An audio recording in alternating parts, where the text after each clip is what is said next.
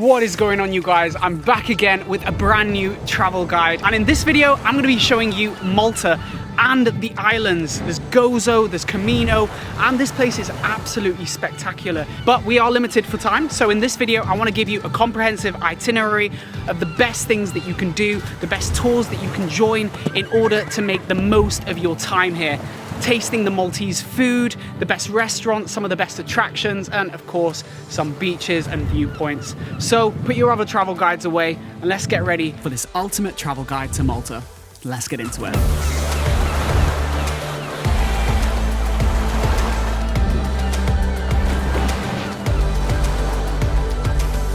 Malta International is a well-connected airport with plenty of direct flights, so you'll have no trouble getting there.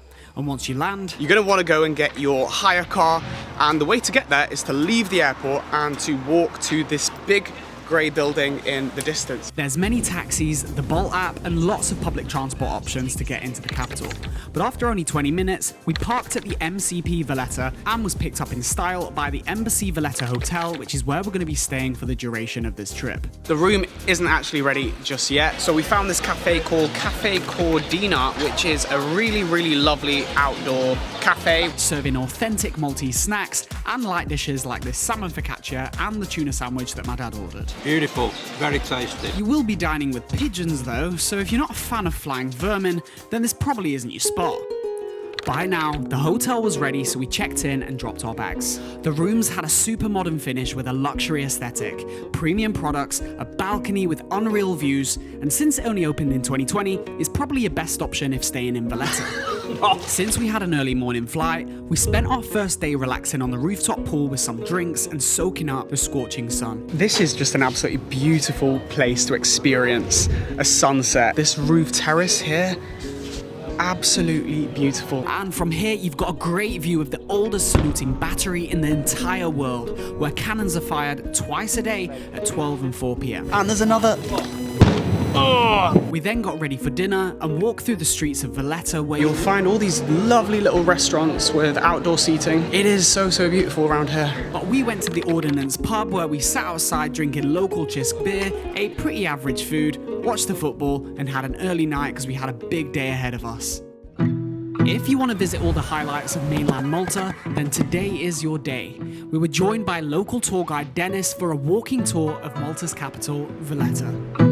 Starting at Victoria Square outside our hotel, we learned that the Biblioteca had historical documents signed by the likes of Henry VIII.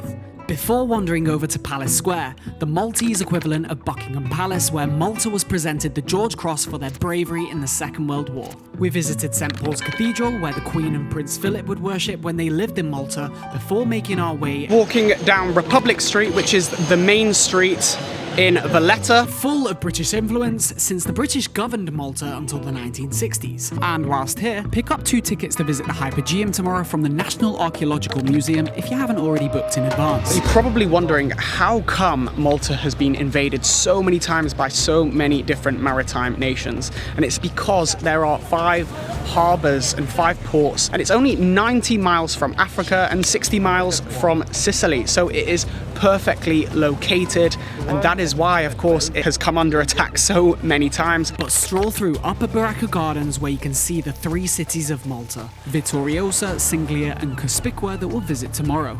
And it's from here that you can watch the saluting battery up close. Now, all of these tours and experiences in this video have been booked using GetYourGuide, and they are very kindly sponsoring today's video. GetYourGuide have over 60,000 curated experiences in over 3,500 destinations worldwide. From tickets and entry to local sites and landmarks, to boat trips, excursions, snorkeling, and private tours across the whole of Malta, like those featured within this video. So I can almost guarantee that they will have an amazing experience that you'll be able to enjoy in the next place that you're traveling to. Just download the app for free, type in your destination, and choose from one of the many activities that they have on their app. Book it, and the tickets are sent directly to your phone. But the best part is if you need to cancel, you've got up to 24 hours before to do so. And if you need 24/7 support, they've got that as well. All of the tours and experiences in this video have been booked through GetYourGuide. So if you want to go ahead and book them yourselves, I'll link them in the video description below so you can go and enjoy them. Thanks again to GetYourGuide for sponsoring this video and supporting this channel.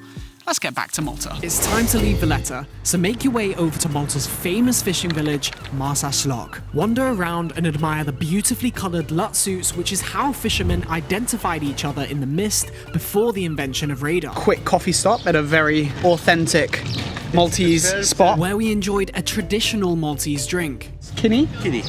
And it's orange flavoured with aromatic herbs. Very herby. And you said it's better than Iron Brew.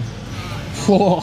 That is saying something. Next, we made our way over to the iconic Blue Grotto. You can take a boat tour down to visit all the other little grottos, but we had a boat trip planned later in our trip, so stick around for that. Nonetheless, it's still cool that you can see the forbidden island of Filfla that was destroyed in the Second World War as it was used for target practice. Pretty dangerous, but a pretty cool story. The Neolithic temples at Hagar Qim, though, had to be a highlight. I'm talking 5,000 years old. This is 3,500 years BC. This is older than the pyramids, older than Stonehenge. Which makes you wonder how they built this. The second oldest temple in the world. Some people say it was aliens, others say it was prehistoric strength. Something in the food that they were eating, I don't know. On stone rollers. On stone nah, I'm thinking aliens. Next, we drove by Ghar Lapsi, which is the perfect place to cool off on a hot day.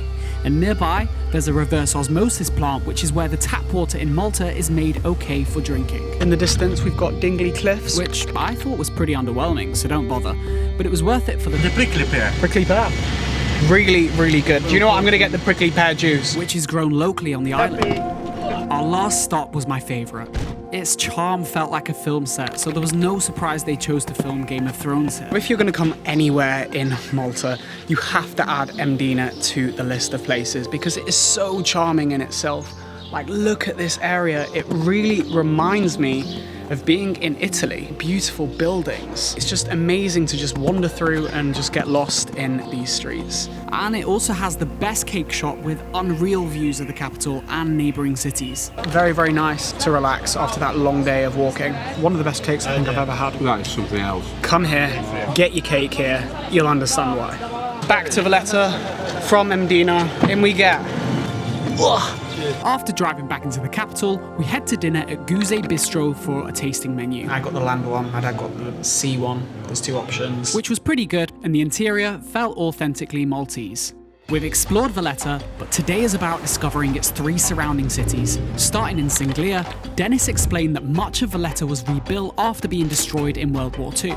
And this was obvious given how beautiful the streets of Vittoriosa were. One thing you just absolutely have to do in these cities is just wander through the residential areas and just admire the streets and how beautiful these doors are.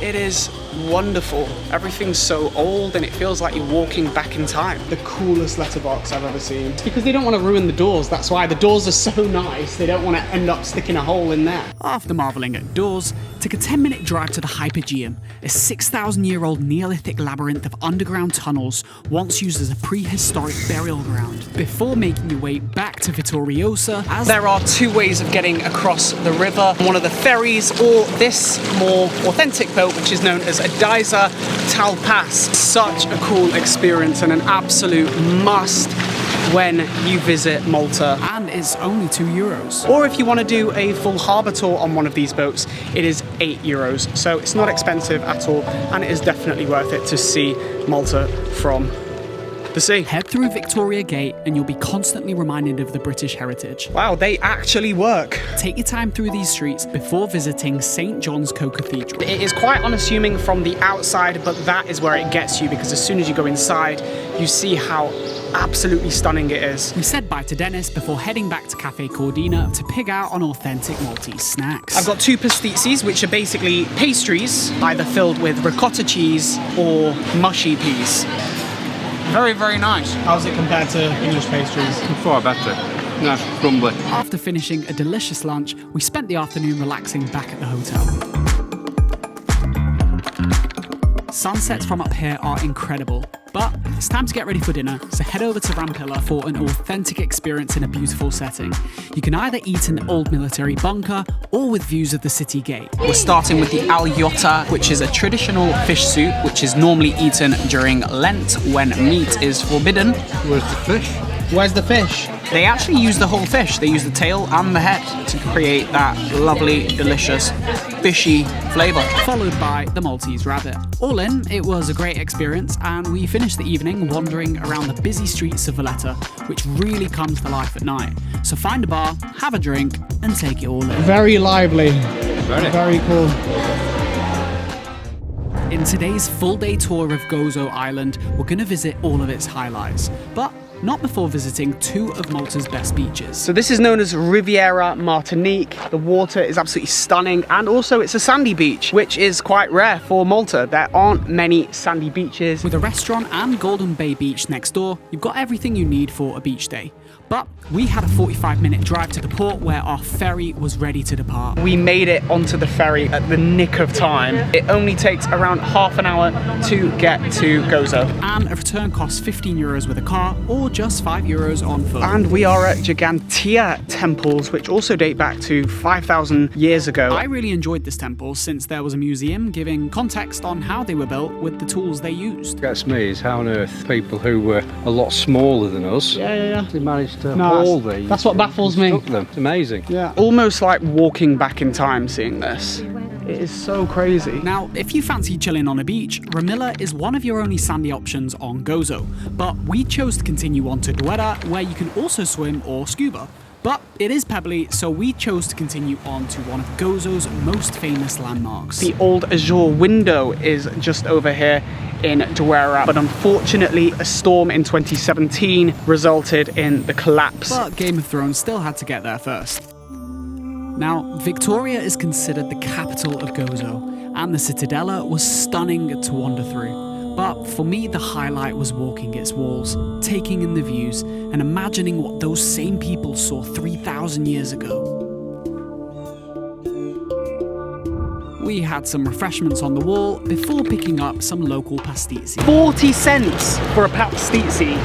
That is absolutely mental. This P1 is absolutely incredible. It is so tasty. It's just delicious. How's yours?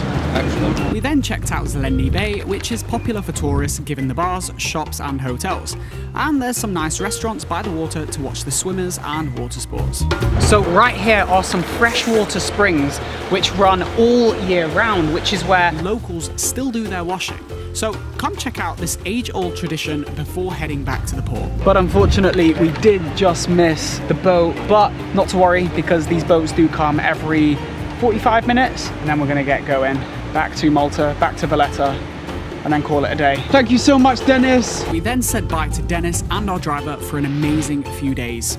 Guys, if you want to book any of these tours, I will link them in the description below. Sunset was upon us, which meant dinner on the rooftop of our hotel was essential. The food was good, the cocktails better, but the sunset was unreal and the perfect way to end our day. We've done Malta and Gozo, which means there's only one island remaining, Comino. We are starting by walking over to the MCP car park, which is actually only a 5-10 minute walk from the Embassy Valletta Hotel, so it's super convenient. And it's only €5 per day if you're staying at the hotel. Our first stop today was a 45-minute drive to the most northern point in Malta, the Coral Lagoon. It is absolutely worth it to see this. You can see there's people down there on a canoe that have obviously paddled it round. There were people jumping, swimming, and just having a great time. But just be aware the terrain is a little bit rocky, so those unsteady on their feet might struggle with the walk up. And this is the car that's getting us around. And one thing that I'm absolutely loving is everywhere you go, it's pretty much free parking at these places. So we took advantage of that and drove 5 minutes to the red tower that gave us some panoramic views of Marfa. Now this watchtower was built in the 1600s in order to watch over Meliaha, which is the beach over there. But I'd stick with the beaches I showed you yesterday as they felt less touristy. But we wanted the clearest water, so we made our way over to the port in Bajiba for our boat trip to Comino. Definitely make sure that you guys come early just because it is first come, first serve for the best sun loungers, and obviously the ones on the top deck are the best ones, these ones here, and all around there. If you are late, you're gonna end up over here. So get your sun loungers and pick up some beers from the shop on board and relax in the sun on this journey over to the Blue Lagoon. One thing to bear in mind about the Blue Lagoon is it is incredibly touristy. There are so many people, so many excursion boats, but this is probably the best place that I have seen to go swimming. It is crystal clear, the sand. Sun loungers, various places to chill, and water sports. But what surprised me was all of these food kiosks selling doner kebabs, burgers, just chips, typical junk food. But we were fortunate in that our crews had a wonderful barbecue on board the boat, which was absolutely delicious to devour in the sun whilst we made our way over to the Crystal Lagoon. This is the first time in the Maltese waters, which, as you can see, I was very excited about. And here's me doing some somersaults and voiding my travel insurance if anything was to go wrong. But it was all worth it, and considering Comino is tiny with a population of one family of 3 with nothing else to do other than to swim in both these beautiful places or visit a castle in the distance, there was nothing going to stop me making the most of my time there before sailing home and enjoying a beautiful sunset. Unlike my dad, I wanted dinner. And outside the hotel is Paul's Bistro, where the chef surprised me with some incredible oyster and raw prawn, and easily some of the best calamari I have ever eaten. This was one of the better meals of the trip, as the chef really takes pride in his work, super authentic interior, and definitely one to try. Our last day was all about food, and I was joined by local tour guide Nick to learn all about the food of Malta and the best places to try them in Valletta. Starting, of course, with pasties. Taste test, here we go. I think the correct way to eat these is in silence. Take in the flakiness of that pastry, the warmth of the mushy peas. It's so, so good. We drank authentic Maltese tea with evaporated milk introduced by the British before passing Valletta's most traditional and oldest spice shop. I'm really impressed with the kind of cafes and restaurants that we are discovering on this food tour. As normally when traveling, you're limited to TripAdvisor and Time Out, but being on a tour like this, you'll discover the most authentic and traditional places. Something that I've noticed is you actually have locals using this cafe. It's Maltese owned, Maltese run, and the staff here are Maltese, so you know you're getting the real deal. At Museum Cafe, we tried these unreal traditional sandwiches. So my favorite kind of sandwich is a tuna sandwich, so I really appreciate this. Before making our way over to King's Own Band Club, where you will not find any tourists in this restaurant. This is a very authentic, traditional place where locals will come. It was here I learned how all the dishes were influenced by the numerous colonies that once ruled this land, which was evident in the wide variety of flavors. The rabbit is so tender, it just falls off the bone. And what better way than to wash it all down with some local Chisk beer and some Maltese wine. It was time for our first dessert, and that meant drinking Madagascar chocolate with the Maltese prickly pear liqueur. A winning combination. This place was a chocolate haven, with a variety of chocolate with locally infused produce, including sea salt. We have the best in the world, sea salt flavored chocolate. We are the only European country which treats 100% of its waste before release into the sea. So that fact, together with strong currents, keeps the sea clean. And that's why your sea salt is so high quality. Plentiful and clean. We then learned about the balconies that are iconic throughout Malta. But if you want to know more about that, check out the Malta series on my channel, where we deep dive into each day. Our final stop was the Terrace of Lasank, rounding off our day of delights with cactus liqueur, date fritters served warm with ice cream, and unreal views of Valletta. Now, the guys that run this food tour also publish a list of the top 150 restaurants throughout Malta, and by coming on this tour, this is included. Which is why I think you should book this food tour at the start of your trip, so you know where and what to eat for the rest of your visit. Take care, buddy. All the best, yeah? And there you have it. That is your ultimate guide to Malta, and a 6-day itinerary that covers all the essentials of this incredible place. Again, all the tours I went on and recommend will be linked in the video description. Please hit the like button if you got some value from this video, share it with a friend, and let me know your thoughts in the comments section below. But as always, thanks again for watching, and I'll see you in the next one.